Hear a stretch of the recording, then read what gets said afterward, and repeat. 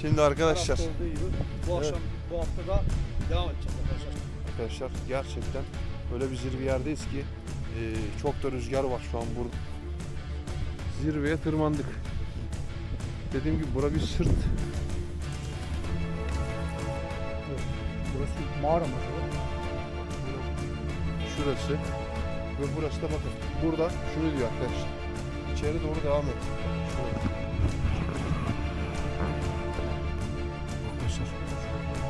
Burada sinyali böyle görüyoruz.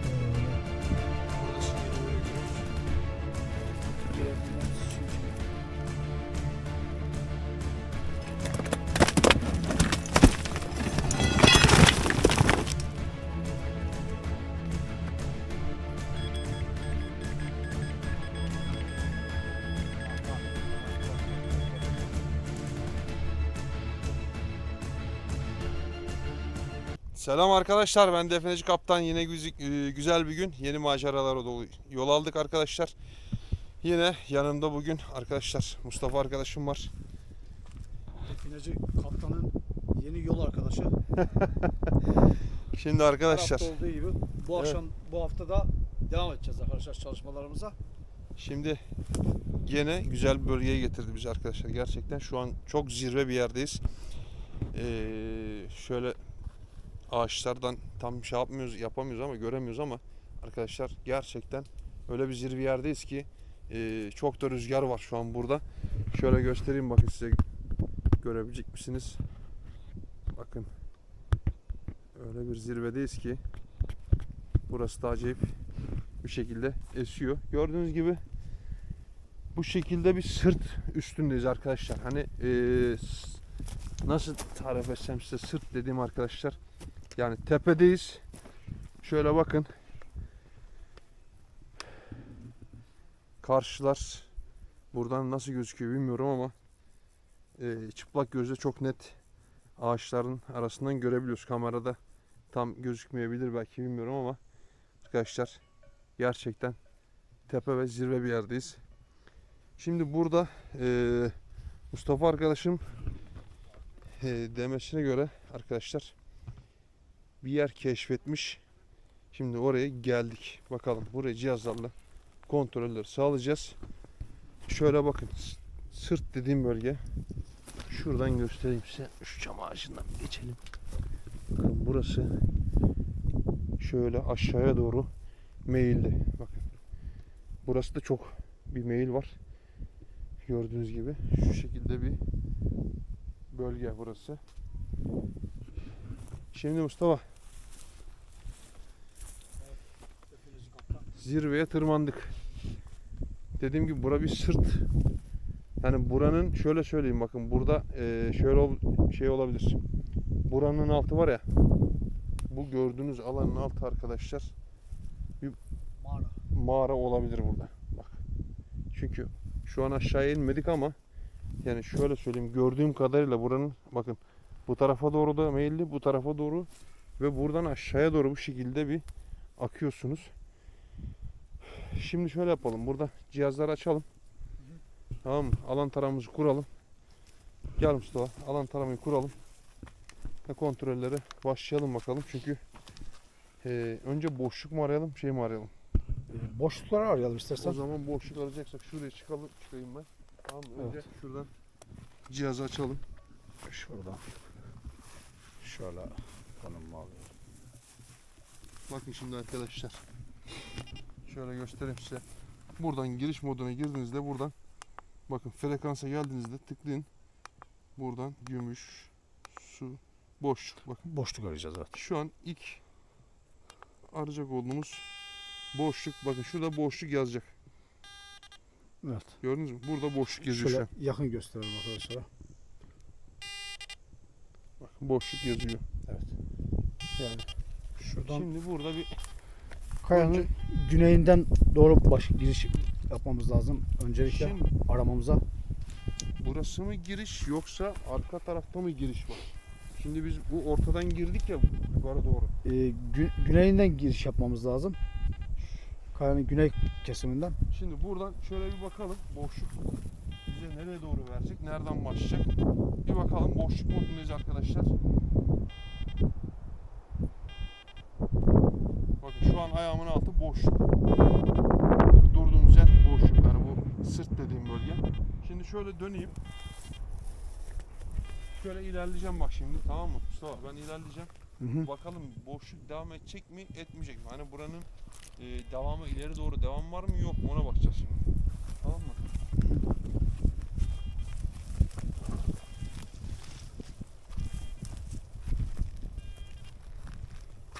Bak hiç kapa şeyi var mı arkadaşlar, bak. Hala kapalı bak.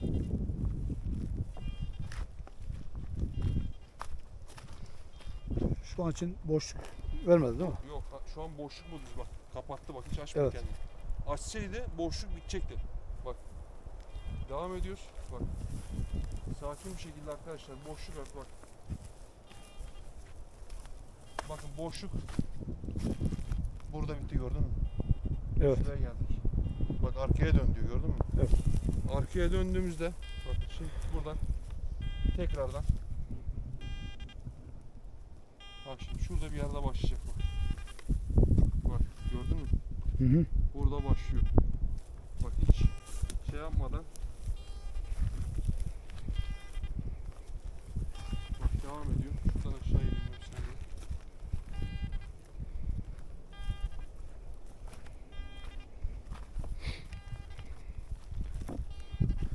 Defineci kaptanla yeni keşiflerde Bak. buluşacağız arkadaşlar. So, buranın altı boş.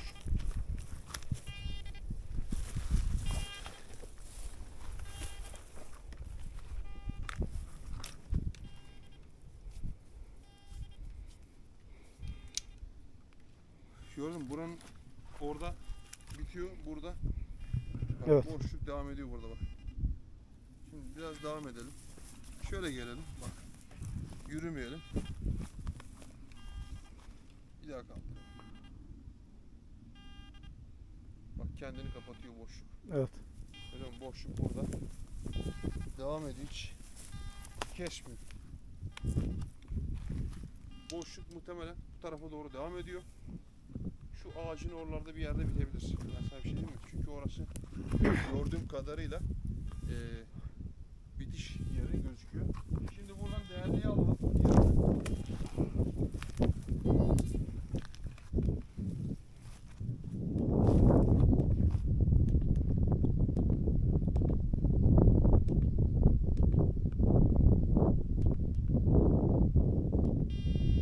Şu an değerli modda arkadaşlar cihaz. Frekansımızı değiştirdik frekanstan. Hani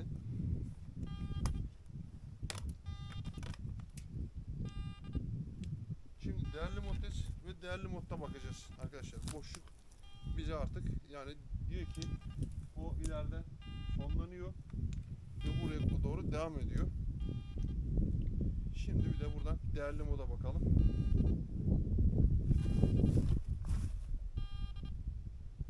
Bakın değerli modda da gene boşluğun tarafına doğru devam ediyor.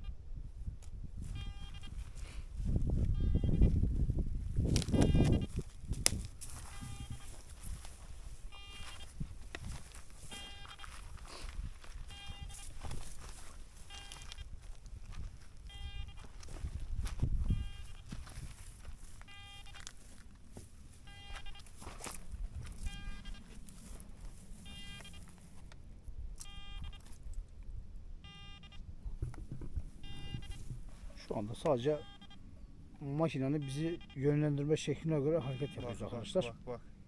Gel. Bak şuraya. Bak aşağıya bak. Burası mağara mı acaba? Bak bura boşluğun girişi muhtemelen. Bakalım bir Olmaz saniye. Mahzen girişi olabilir Arkadaşlar. burası. Şöyle Niye biliyor musun? İşte burada bir şey çarptı gözüme. mağaranın doğu kısmı burası. Doğuya bakan kısmı. Şurada. Gördün mü? Şurası. Ve burası da bakın. Burada şunu diyor arkadaşlar. İçeri doğru devam et. Bakın şurası. Evet. Yani buradan içeri doğru devam et diyor arkadaşlar. İçeri doğru devam ediyor burası. Burada gördüğünüz gibi kapı girişinin yeri burası arkadaşlar. Burada işaret verilmiş Şimdi ve burası. Bakar mısın şuraya ya? içeriye doğru biraz girebilir miyim acaba ben? Bir dakika önce bir kontrol edelim. Oraya gel. Her şey değil mi? Bak arkadaşlar, bu da emin olun tuzak.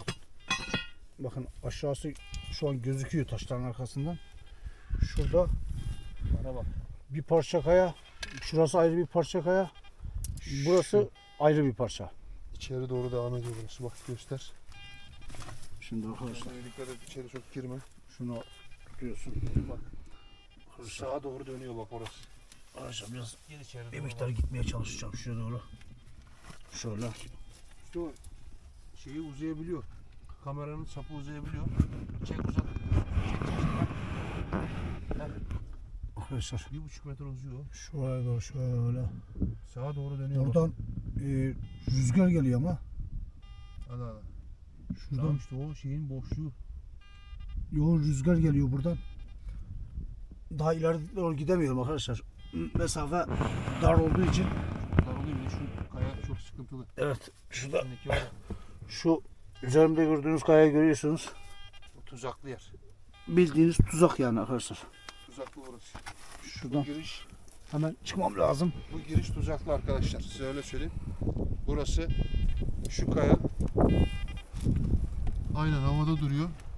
Burada herhangi bir şeyde burası yıkılıp kapanma riski çok yüksek buranın arkadaşlar. Evet. Gördüğünüz gibi burası. Buradan bir girişi var. İçeri doğru sağa doğru dönüyor. Yani yoğun bir rüzgar geliyor o taraftan doğru. Şimdi bir daha mantaramızı tazeleyelim bakalım. Bize ne diyecek? Bu tarafa doğru geldik ama Hı hı. dur bakalım.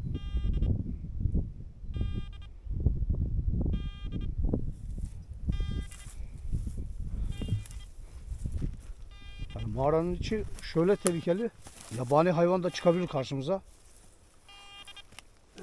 Bu da ayrı bir tehlike yani şu anda.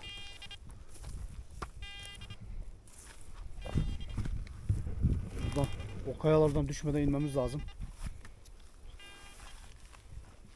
Şöyle. Aha, burası ne?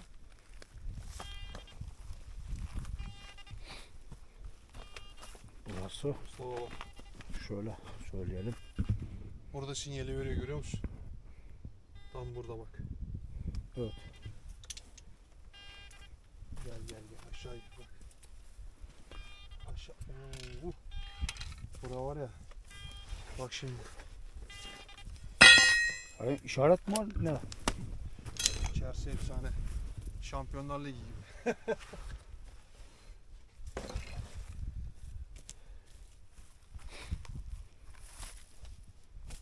Abi burada nasıl bir işçilik var lan? Mustafa. Hı? Burada bir işçilik var. Görmen lazım.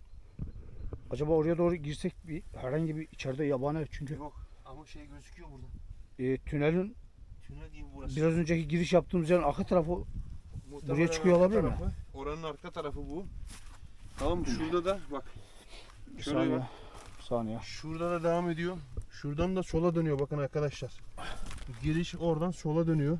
Evet arkadaşlar, burası bayağı derin ama bizim girme şansımız yok buraya arkadaşlar. Çok dar olduğu için, yoksa ki başka herhangi bir tehlike arzımız yok bu konuda. Şurası var ya. Bak buradaki şimdi bir dakika. İçeri girebilirsin. Bak şimdi.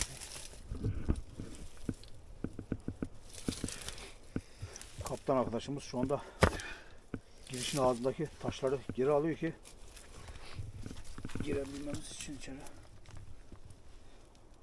Burada var ya. Acayip bir işçilik var ha. Bura kim bilir kaç yıllık burası. Yani içerisinden acaba karşıya gidiş var mı?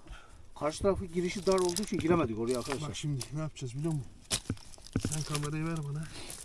Evet. Az önceki yere geç. Kamerayı Sen 2-3 o, dakika beklemen lazım. Ben oraya Geç. geçmem için. ben şimdi buradan gireceğim içeri. Tamam mı? Bakın arkadaşlar şimdi içerideki. Geçtiğin zaman bana haber ver. Oradan ben sana bağıracağım. Sen sesimi duyarsın. Tamam Şahap. Ben de şurayı biraz temizleyeyim arkadaşlar.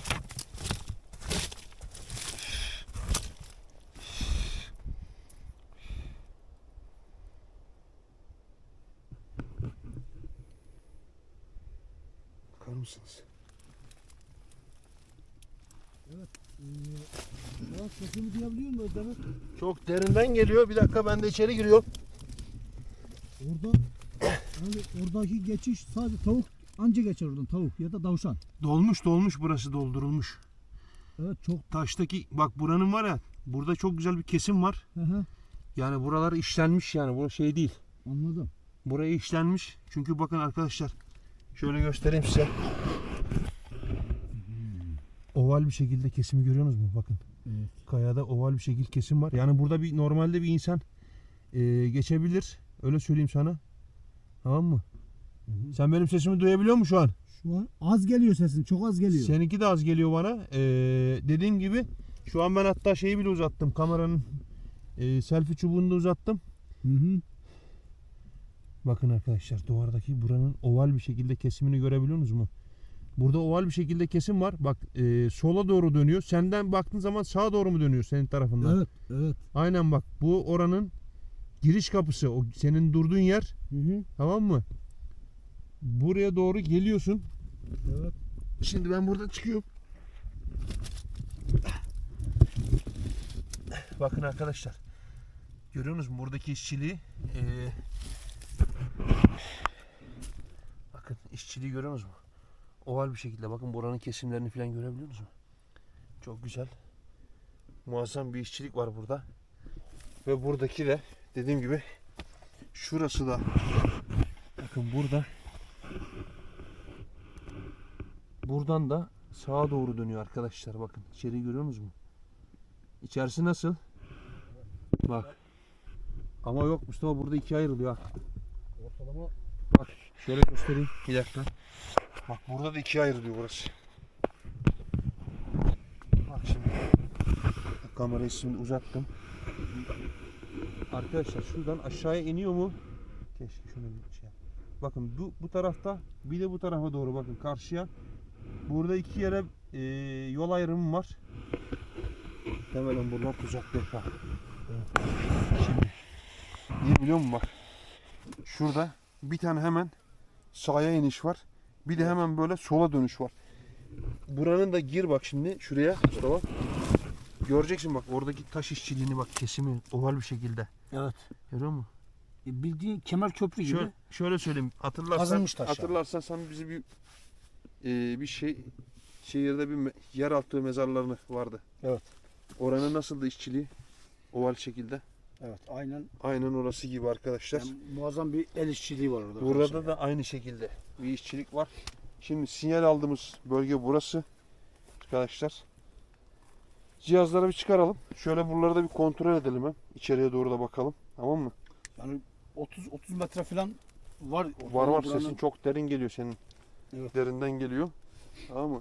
Şimdi sinyal aldığımız bölge burası. Dedektörü falan bir çıkaralım. Bu, Hazırlıkları yapalım. Burayı bir kontrolleri sağlayalım bakalım. peki el işçiliği neden bu kadar ileride? Ortalama girişin 20 metre, 15 metre ilerisinde falan el işçiliği daha Bu- düzgün mesela. Bak Ya burası da bu giriş çalışma yapıldığı için bozulmuş yani, öyle söylüyorum. bozulmuş. Burada ya dönem soygunu idi, tamam mı? Ya dönem soygunu idi ya bir şeye ulaşamadılar çünkü buranın bak. Çünkü burada da iki yer var. Bak buradan da bir giriş var. Burada ya oturdu arkadaşlar. Zamanla oturdu. evet. Tamam mı? Çünkü burada iki yer var. Biri böyle dönüyor, biri böyle aşağıya gidiyor. Ama ana giriş burası. Yani oradan giriyorsun. Bura dönem soygunu değilmiş olabilir arkadaşlar. Öyle söyleyeyim size. Şöyle çıkayım yukarı hatta. Sen yukarıdan çekim yaptın mıydı buraya? Evet. Bakın şu an Oradan bu bölge arkadaşlar muhtemelen dönem soygunu yemiş olabilir. Gördüğünüz gibi oradan girişi var. Arka taraftan bayağı bir şey var. Şimdi sinyali biz buradan aldık. Dediğim gibi cihazları çıkaralım. Kontrol edelim bakalım buraya. Bu bölgeye bakmamız lazım. Ha, bir bakalım, kontrolleri Aslında sağlayalım. yapmamız gereken bölge bu. Ama buradaki el işçiliğini merak ettim. Ya girişin ortalama 15 metre falan ilerisinde çok güzel muazzam bir el işçiliği yapılmış arkadaşlar. Bu tabii ki muşla, çekiç yardımıyla yapılmış ama çok güzel görüntüsü var. Diğer öbür arka taraftaki doğu kısmına bakın, taraftaki girişimiz, orası da yine arkadaşlar tahrip edilmiş. Yani muhtemelen bir şeyler aranmıştır burada yani. Dönem soygunuymuş olabilir. Yani bizden daha evvel arkadaşlar demek ki bir şeyler aradılar, araştırma yaptılar. Dönem soygunuydu. Belki daha sonra gene defineciler Evet. de gelmiş oldu da olabilir. Ama dediğim gibi arkadaşlar, boşluk yani devam ediyor. O ileride bitiyor boşluk. Gördüğünüz gibi bu tarafa doğru geliyor. Bizim dikkatimizi çeken arkadaşlar oradaki tuzak taşı. Üçgen şekilde köprü taşı gibi maalesef ters döşenmiş. Orada herhangi bir ufak tefek oynamada kapanıyor. Direkt mağaranın ağzı, girişi kapanır. Yani bu tarafa geçme ihtimalinin olmadığı için, çünkü içerideki giriş alanı dar yani. Orada içeride kalma ihtimali yüksek. Şöyle de olmuş olabilir. Şurasının kazılma yeri var ya. Şimdi oradaki tuzağı gördüler. Tamam mı? Bu taraftan. O öbür giriş var ya. İlk Evet. giriş. Oradaki tuzağı gördüler. Buradan boşluk aradılar. Tamam mı? Boşluğu burada buldular. Buradan dalış yaptılar. Yani buradan dalış yaptılar ama buranın giriş kapısını bulamadılar bunlar. Evet. Yani bu boşluk, yani mahzenin arkadaşlar, burası mahzen. Buranın boşluğunu bulamadılar. Yani boşluğunu buldular. Kapı girişini bulamadılar. En yakın demek ki buradan içeri daldılar. Ama gene açamamışlar arkadaşlar burayı. Neyse, cihazları çıkaralım, kontrolleri sağlayalım bakalım. Evet. Arkadaşlar cihazlar hazır. Hemen ilk sinyal aldığımız bölge burası. Gördüğünüz gibi burada bir mahzenin girişini bulduk ama şimdi burada sinyali burada aldık. Şimdi buraya kontrolleri sağlayalım bakalım. Burası bize ne diyecek?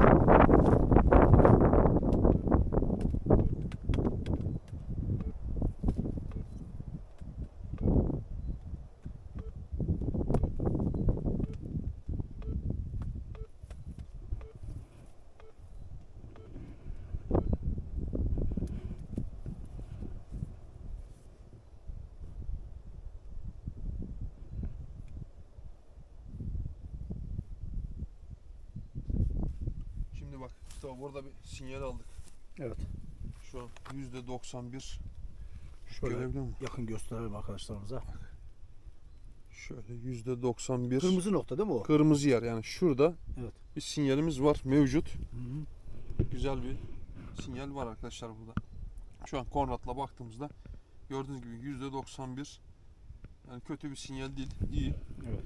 Sonuçta burada şu bölgede bir yerde. Ama şimdi şöyle bir durum da var arkadaşlar. Dediğimiz gibi malzemelerin oksitlerinden dolayı, taş boşluklarından de şey yapabiliyoruz. Ama güzel bir, yani çok da yüksek değil ama güzel bir değer burada var arkadaşlar. Gördüğünüz gibi tam şöyle şurada ama burada sıkıntılı gene. Neyse. Konrad'la bu yaktığımızda burada güzel bir sinyali aldık arkadaşlar. Şimdi dedektörümüze de bakalım. Şurayı merak ettim.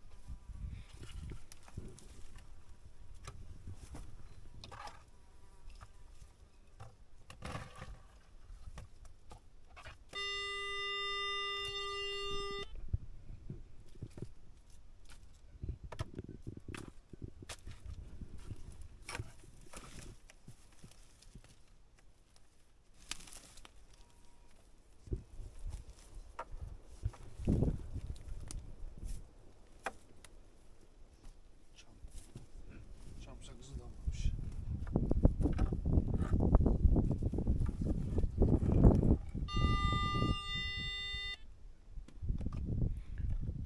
Orası bayağı 5 metre falan derinlik var orada. Orada derin ya.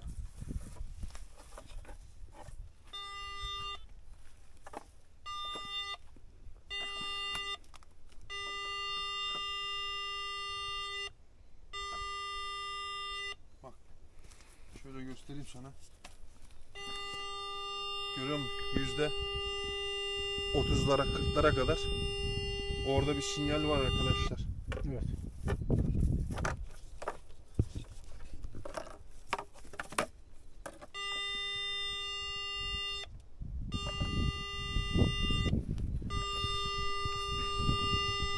Şöyle yakın göstereyim Şurada bir arkadaşlar. yerde. Burayı gördüğünüz gibi.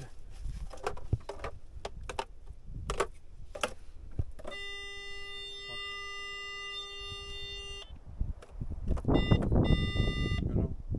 Buradan da Evet. çok zor alıyor ama güzel. Şimdi orada da bir sinyalimiz mevcut. Şimdi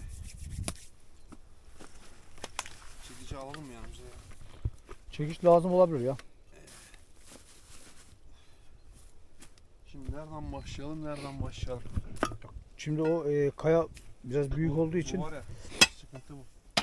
o parça çıkartmaya çalışacaksın, ufak tefek parçaları. O yavaş. Geliyor. Deli gibi geliyorlar. Evet. Kaçın kaçın.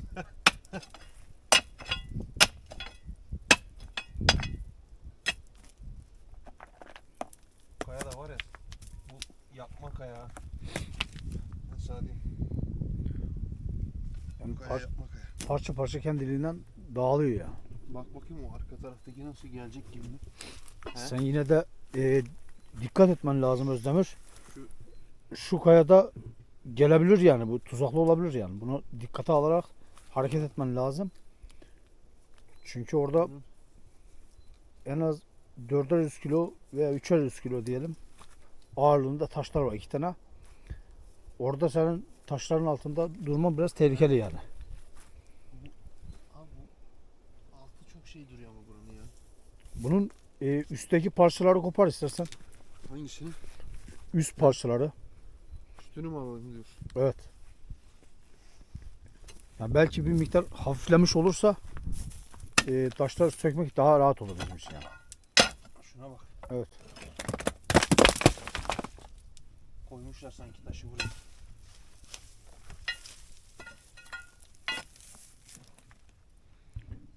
Gidiyor. Sök abi, sökebiliyorsan.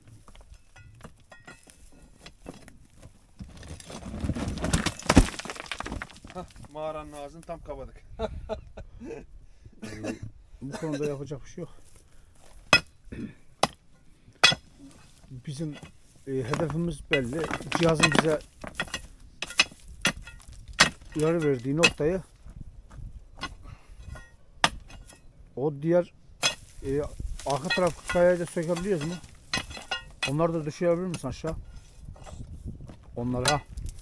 Bu da gelir. Başımıza Tamam. düşer. Aşağı yuvarla gitsin. Çünkü şurayı alırsak muhtemelen şurayı boşaltacağız. Hı hı. Tamam mı? Burayı boşaltacağımız için bu da gelir başımıza.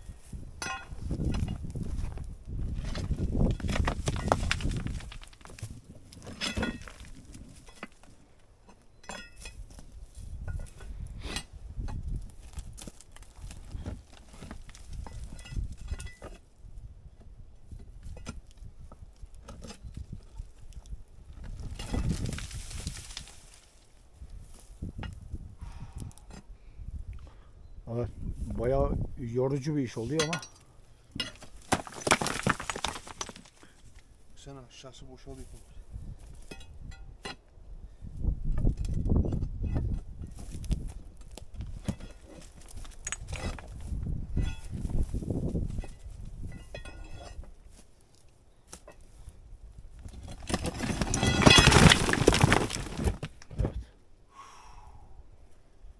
Levye yam oldu mu lan?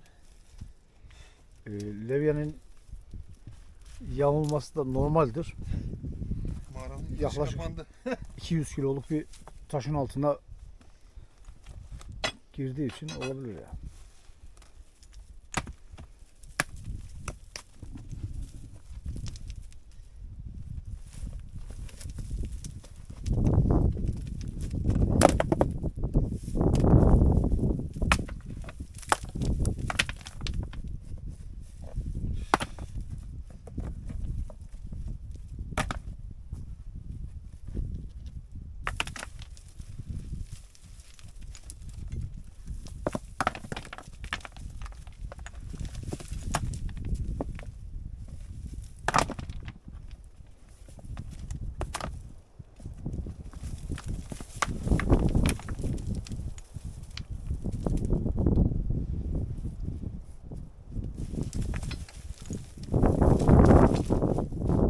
diğer sağındaki taşı da oradan kaydırma ihtimalimiz olur mu başkan? Onunla işimiz yok.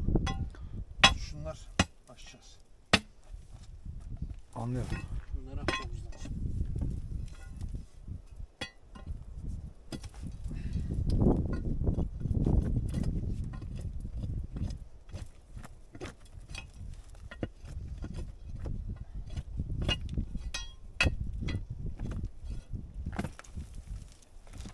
O da mı geliyor lan? Orada kendini mutlaka gözetlemen lazım başkan. O taş sana onu önce sökmeye çalış Özdemir. Ya burası ama. Bir dakika. Bunu hiç kurcalamayalım istersen. Şimdi bak burası. Gidiyor. Diğer taşları oynadığın zaman Of. Sağ- Çok koku geldi lan. sana zarar vermesin yani. Şu acayip koku geldi buradan. Ha.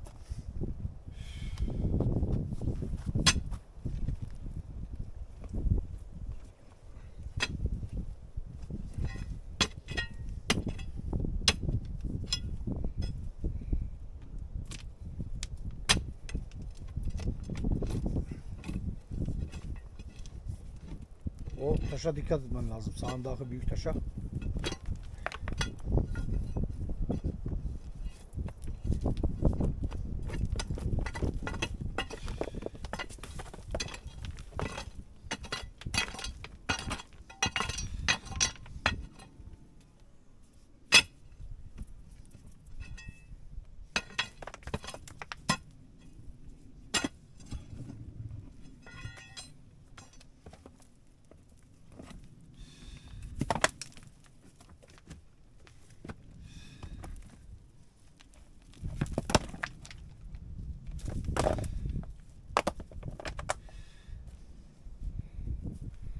Bayağı zorlu bir çalışma oluyor başkan. Burası. Acayip bir koku var burada. Fazla yine sen koku varsa şey yapma yani. Oradan hava soluma. Fazla nefes alma o noktada. Yakın durma ya da.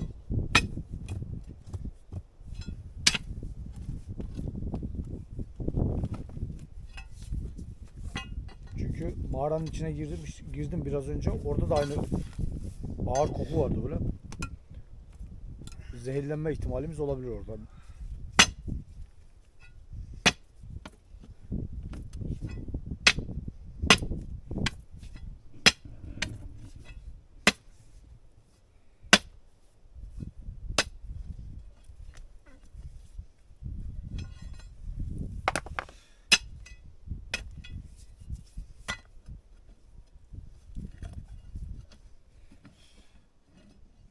Harbi gel bak kokuya baksana.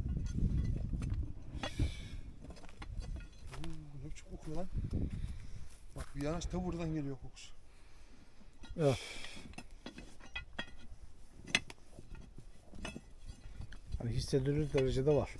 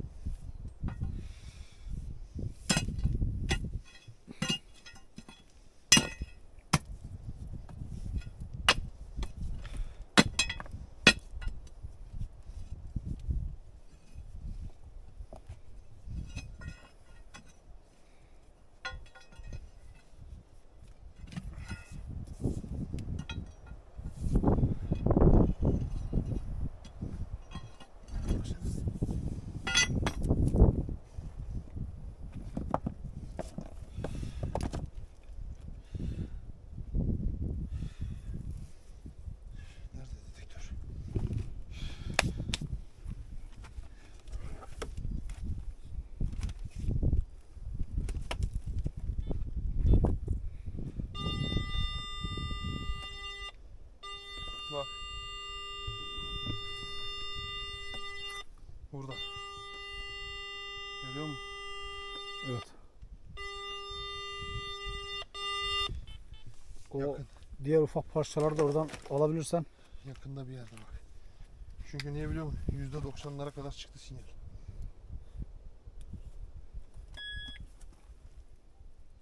Bak şu kaya bile üçgen bir şekilde oturtulmuş buraya. Şu. Evet. Bak. Aha. Bak. Evet arkadaşlar. Oo.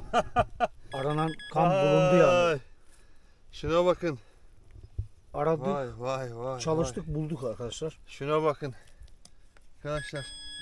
Aha. Oo. Şuna bakın. Vay, Deniz atına mı vay, benziyor? vay. Ne? Desem. Vallahi bilmiyorum ama sarıları da çok fena. Evet.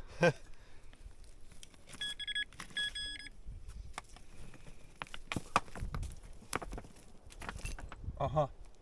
Bak. Oo, şuna bak. Bakar mısın? Evet. Bak. Güzel bir emare arkadaşlar. Ama üstündeki ne bu? Baksana. Ne olmuş? Şuna bak, çürümüş. Yoğun oksite maruz kalmış. Oksitlenmiş aşırı derecede. Bakın arkadaşlar. Şu an herhangi başka bir şey yok. İşte sen tekrardan cihazı tekrar okut. Var mı herhangi bir? Bir daha bakalım. Bir daha kontrol edelim şimdi.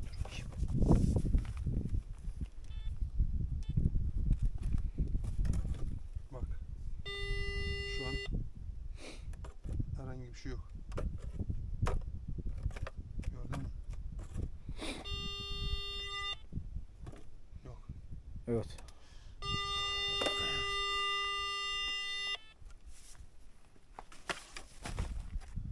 Bir şey battı pardon.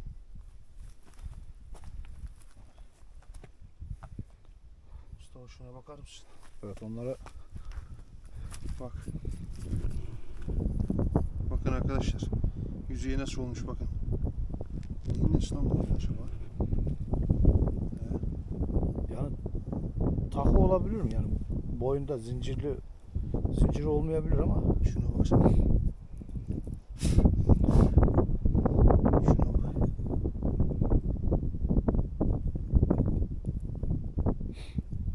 Oo, şuna bak. Şuna biçim çürümüş lan.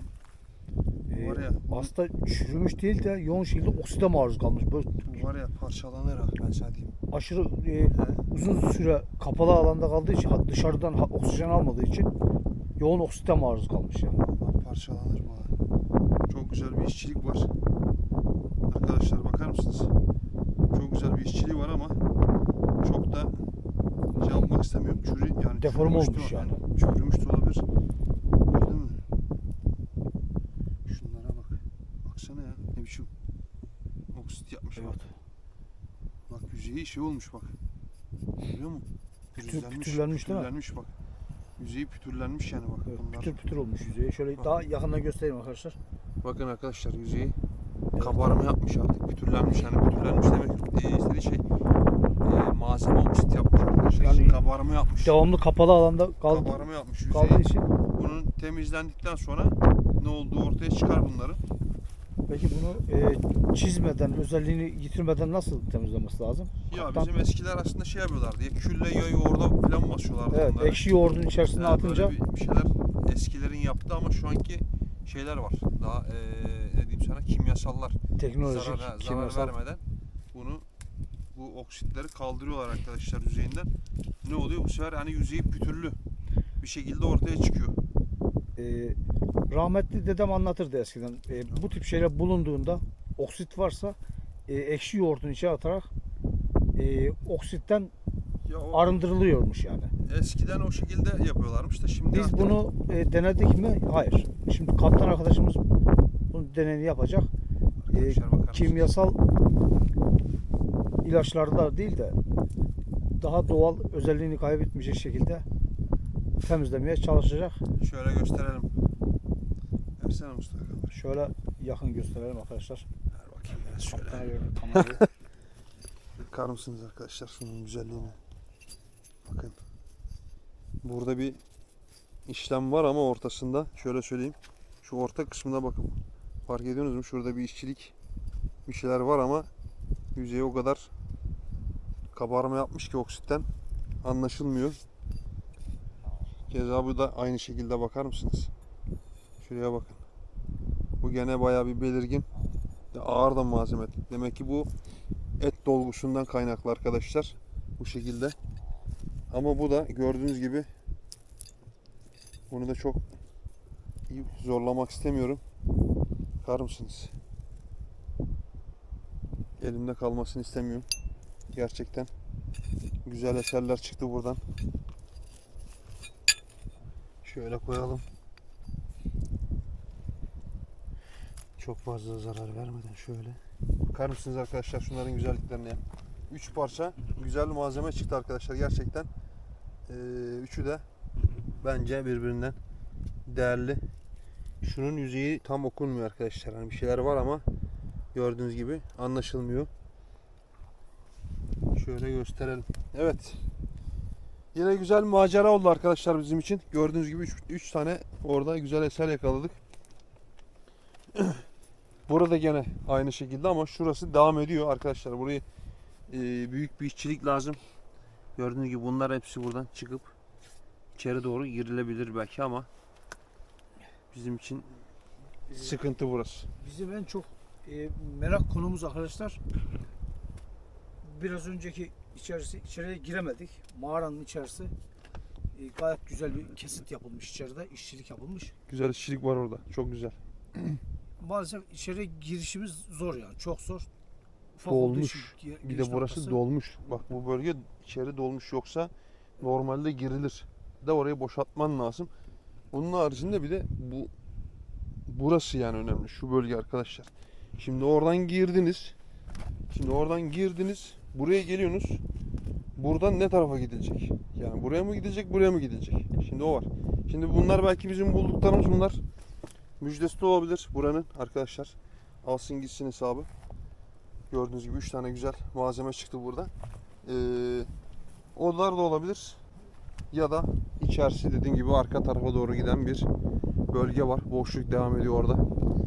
Videonun başında beraber izledik. Gördüğünüz gibi kontrollerimizi sağladık. Boşluk bir yerde bitiyor. Ondan sonra buraya geliyor.